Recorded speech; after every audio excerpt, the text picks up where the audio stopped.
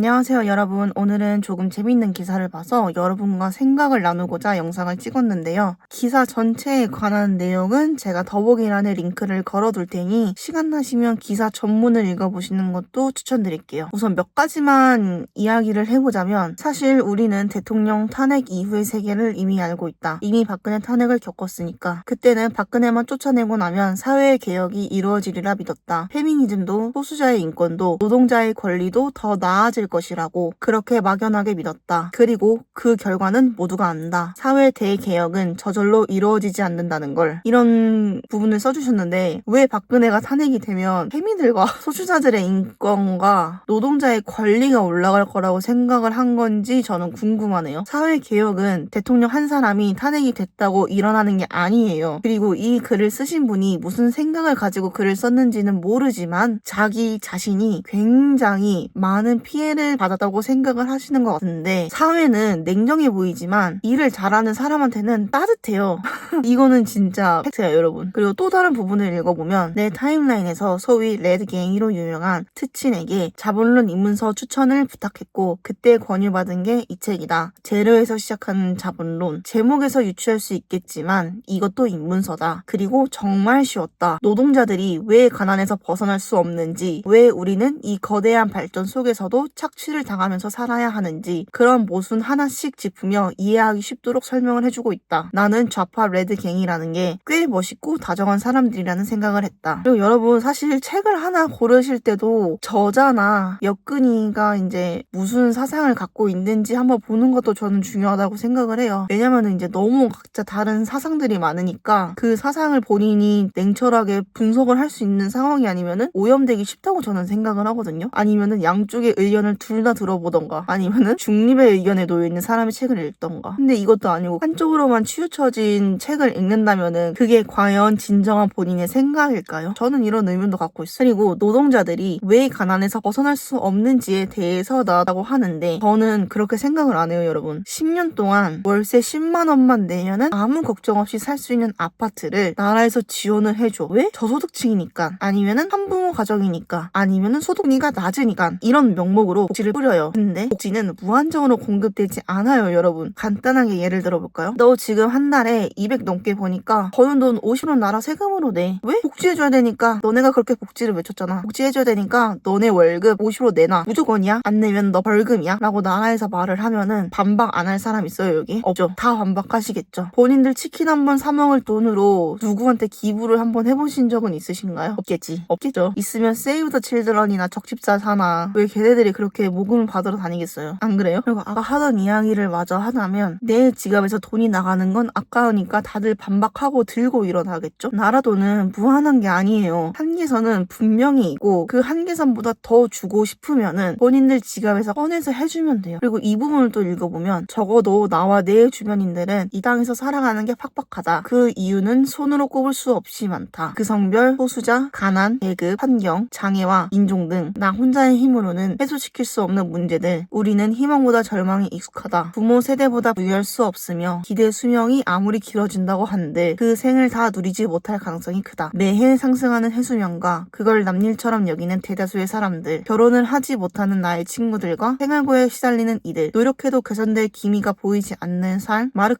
마르크스의 저서는 언어가 되어준다. 우리가 왜 고통을 받는지, 이것이 어떤 구조로 작용하는지, 문제의 본질을 직시하게 해준다. 이 부분을 읽어보면 살아가는 게 팍팍하다. 결혼을 못하는 친구들과 생활고에 시달리는 이들이라는데 사실 저는 이 부분도 이해가 안 돼요. 그냥 사실 이 글 자체가 이해가 안 되는 것 투성이에요. 그럼에도 이해를 해보려고 이렇게 얘기를 해보려고 이제 가져온 거예요 여러분. 근데 왜 이런 거를 나라에서 해결을 해줘야 되는 거예요? 왜? 도대체 왜? 낳아놨으니까 책임져! 라는 말과 같은 의미가 아닌가요? 나라는 의지가 없는 사람들까지 책임을 져줄 의무는 없어요. 의지가 없는 사람들인데 어떻게 그 사람들한테 의지를 심어줘. 의지를 갖는 거는 본인 몫이에요. 근데 본인이 그걸 안 하겠대잖아. 근데 그러면 나라에서 그걸 왜 구제를 해줘야 되는데? 아자아자 힘내세요 이런다고 의지가 채워지는 게 아니잖아요 여러분. 사회는 내게도 딱히 친절했던 적 없었다. 고졸의 신분으로는 취업할 수 있는 곳이 제한적이었으며 대부분 높은 강도의 유체 노동을 요구했다. 나는 오랫동안 우울증과 트라우마를 앓았고 신체화 증상으로 몸이 약해져 있는 상태였다. 카페 아르바이트를 하는 동안에는 공황을 마주해야 했고 영업직은 높은 강도의 스트레스를 감내해야 했다. 많다. 나는 굉장히 자주 내게는 살 자격이 없다는 느낌을 받았다. 이런 몸뚱아리와 이런 정신 상태로는 이 사회에서 살아갈 자격이 없다고, 굶어 죽는 게 당연한 일이라고, 아니면 살자 하거나 아무튼 내 목숨 같은 건 가치가 없는 거라는 생각에 오랫동안 시달려왔다. 당연히 고졸 신분으로 일을 구하기도 힘들고 강도 높은 육체 노동을 하라고 해다라고 말을 하셨는데, 이 부분은 사람마다 의견이 다를 수 있다고 생각을 해요. 그치만 대부분 고졸을 하신 분들은 강도 높은 일을 할 수밖에 없다고 생각을 해요. 왜냐? 공부를 했던 사람들은 학창시절에 안 놀고 공부한 거에 대한 보상이라고 생각을 하고, 학교 다닐 때 공부를 상대적으로 덜 했던 분들이나 아니면은 대학교 진학을 안 하시는 분들, 대학교 진학을 안 하신 분들 중에도 본인의 의지가 확고해서 진학을 안 한 게 아니라, 내가 대학을 어떻게 가? 나는 못 가. 난 대학 왜 가? 나는 똥멍청이야 라고 얘기하시는 분들에 한해서 이야기를 하는 거예요. 이런 분들은 상대적으로 학교 다닐 때 공부를 덜 했던 사람들이잖아요. 그리고 비교적 학교를 편하게 다니셨을 거란 말이에요. 출결이나 성적에 관한 스트레스를 덜 받으셨겠지. 이런 거에 대한 보상이라고 생각을 하면은 남들과 비교를 할 게 전혀 아니라고 생각을 하거든요. 그냥 공부를 했던 분들은 나중에 노후를 위해서 그 시간을 아끼고 참아 쓰신 거고, 공부를 상대적으로 덜 하신 분들은 그냥 지금의 행복을 위해서 땡겨 쓰신 거라고 생각을 하시면은 더 편하실 거예요. 이런 생각을 하는 것 자체가 건강하지 못하다라는 걸로밖에 저는 안 보이네요.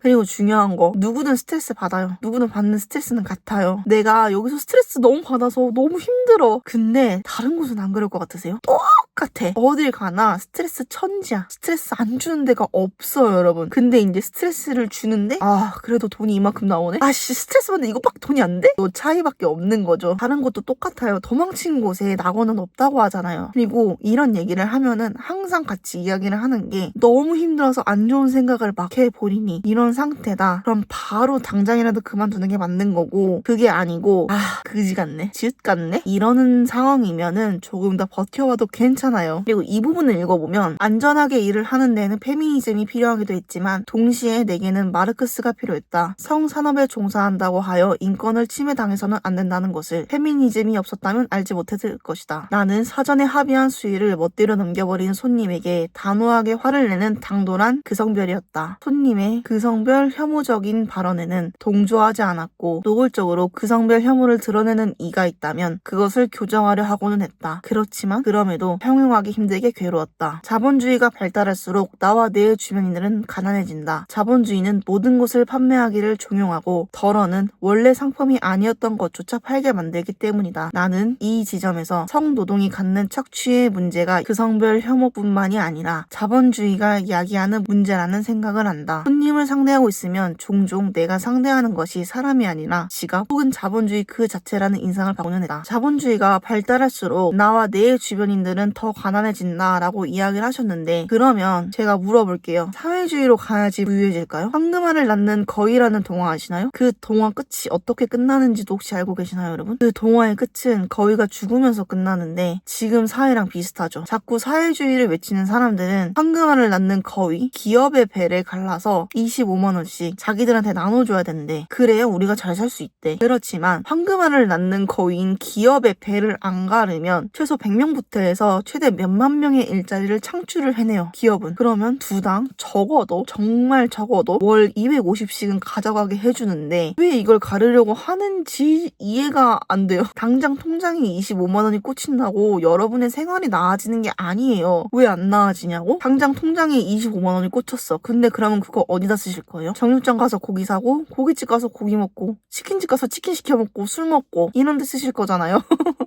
그러면은 당연히 물가 올라가겠죠. 왜? 그만큼 화폐를 풀었으니까. 이게 인플레이션이라는 거예요, 여러분. 대가 없는 돈은 없어요, 여러분. 진짜 왜 그래?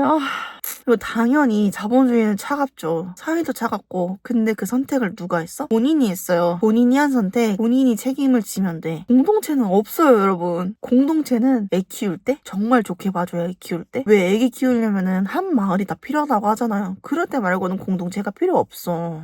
그리고 다음 글을 또 읽어보자면 내가 바라는 것은 간단하다. 좀 더 안전하게 일하고 싶다. 좀 더 보람찬 일은 하고 싶다. 내가 쓸모없는 존재라는 감각을 떨쳐내고 굶어 죽는 일을 두려워하고 싶지 않다. 문득 생각한다. 내가 바라는 것이 인류 보편에게 이루어진다면 그게 혁명이 아닐까 하고 소외되고 힘없는 이들이 생존에 대한 걱정을 덜어낼 수 있게 세상은 변해야 한다. 세상은 변해야 한다고 적어도 나는 그렇게 생각한다. 사람들이 생존 너머를 꿈꿀 수 있기를 바란다. 그것이 삶의 기준이 되어야 한다. 어제는 우리나라에서 하루에 살자 하는 사람의 수가 40명쯤 된다는 기사의 제목을 봤다. 이 정도의 숫자가 매일 죽어나가는 건 모종의 학살이라는 누군가의 의견이 오래도록 머리에 남아있다. 자본주의? 차갑죠. 사회도 차갑고. 근데 몸파는 선택을 누가 했어? 본인이 했어요. 그 책임을 본인이 아닌 타인에게 지우려고 하는지 모르겠네. 본인이 한 선택, 본인이 책임을 지면 돼요. 그리고 바라는 거는 간단하다. 좀 더 안전하게 일하고 싶다. 굶어 죽는 일을 두려워하고 싶지 않다. 라고 이야기를 하셨는데 그러면 몸을 안 팔면 되고 아무도 몸 팔려고 안 시켰어요. 쿠팡에 나가서 일용직으로 하면서 공부해서 사무직까지 하시면 돼요. 여기서 아무도 강요한 사람 없어. 전 세계에서 한국만큼 여성 인권이 높고 치안이 위험하지 않은 나라가 몇이나 있을 것 같으세요? 아니 어디 다른 대륙으로 떨어져봐. 아프리카로 떨어져봐. 멕시코로 떨어져봐. 이런 말 할 수 있을 것 같으세요? 인도로 떨어져봐. 못해요 여러분. 그리고 이런 문제가 항상 나오면 드는 생각이 왜 인권을 그 성별과 남성으로 나누지? 라는 생각을 하거든요. 노숙인 문제만 봐도 그래요. 여성 노숙인, 남성 노숙인 왜 나누는데? 땡폭행에 여성 노숙인들이 더 위험하다고? 그래서 더 보호를 해줘야 된다고? 그럼 본인들 월급으로 하면 돼요. 정우성이 왜 욕을 먹었어? 난민은 그렇게 수용을 해야 된다고 얘기를 하는 사람이 본인 혼외자 하나 수용 못해서 욕먹은 거잖아요. 인권의 성별이 어딨어요 여러분.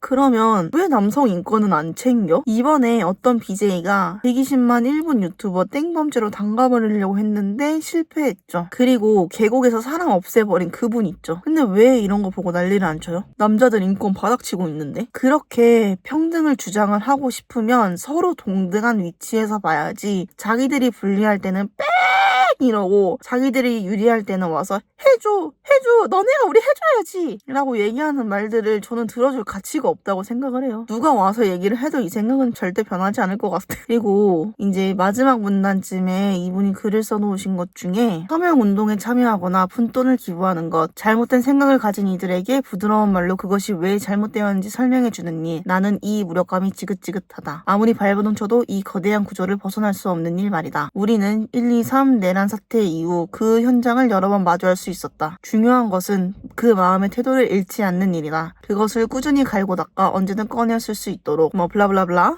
이런 말을 하셨는데 내란은 없어요 여러분. 계엄령은 대통령 고유의 권한이고 국정을 마비시킬 정도로 한쪽에서 좌지우지하는데 그럼 그쪽에서 말하는 이 행동이 내란이 아닌가요? 할 말 하안이네요.